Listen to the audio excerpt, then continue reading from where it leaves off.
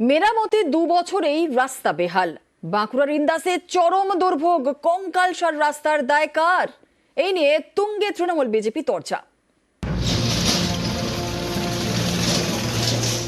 রাস্তা জুড়ে খানাখন্দ, গর্ত, কোথাও আবার পিচ উঠে বেরিয়ে এসেছে কঙ্কালসার চেহারা। বছরের বেশিরভাগ সময় রাস্তায় জল জমে থাকে বলে অভিযোগ। এই বেহাল রাস্তা বাঁকুড়ার ইন্দাসের।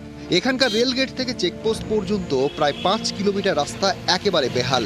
স্থানীয়দের দাবি 2 বছর আগে এই রাস্তা সারানো হয়, এর মধ্যে রাস্তার পিচ উঠে গিয়েছে। যা হয়ে আছে আমাদের রাস্তাটা যে যাচ্ছে তাই হয়ে গেছে। বেশি দিন গেল না, যেটা রিপাইন হলো এটা 2 বছর গেল না, 5 বছরের 2 বছর গেল না। আমাদের যাওয়া আসার খুব কষ্ট হচ্ছে, স্টেশন থেকে নিয়ে একদম চেকপোস্ট পর্যন্ত।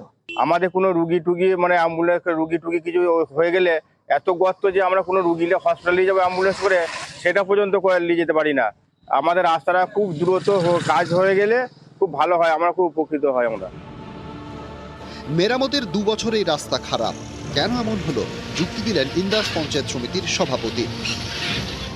রাস্তাটি হওয়ার পর ওখানে মাটির কিছু ডিস্টার্ব আছে, তার জন্য রাস্তাটি প্রায় আপ ডাউনের মতো। এখন রাস্তাটিকে নিয়ে বিভিন্নভাবে দরবার করা হয়েছে। সভাধিপতি ম্যাডামকেও আমি এটা ব্যক্তিগতভাবে জানিয়েছি যে যাতে এই রাস্তাটি মেরামত করা হয়। হয়তো জানুয়ারি ফেব্রুয়ারির মধ্যেই ওই রাস্তাটিও কমপ্লিট করা হবে, কিছুদিনের মধ্যেই।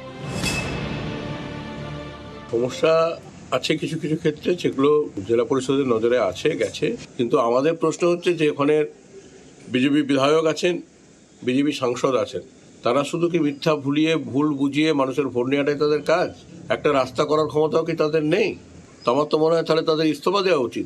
বিধায়ক বা সাংসদকে কাজ করতে দেন না, প্রথম নম্বর। দ্বিতীয় নম্বর হচ্ছে জেলা পরিষদ, পঞ্চায়েত সমিতি, পঞ্চায়েত দীর্ঘদিন ধরে ওনাদের, তাহলে রাস্তা করার দায়িত্বটা তাদের। তো তারা কি করে এইসব কথা বলেন?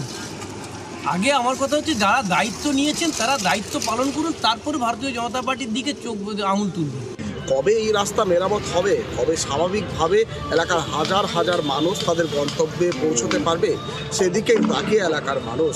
ইন্দাস থেকে দেবব্রত মণ্ডল, নিউজ 18 বাংলা।